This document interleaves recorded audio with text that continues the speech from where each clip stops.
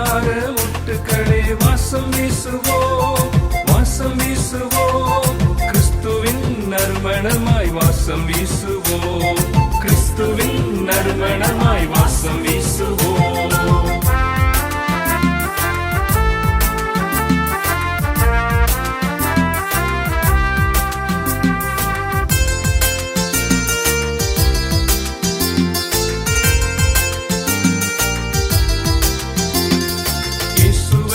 அறிந்து நல்ல வாசம் வீசுவோம், இறை வேண்டல் செய்துமே வாசம் வீசுவோம். பக்தியுடன் அன்பு செய்து வாசம் வீசுவோம், பகிர்ந்து பகிர்ந்து ஒன்றிணைந்து வாசம் வீசுவோம். நல்ல ஆலோசனை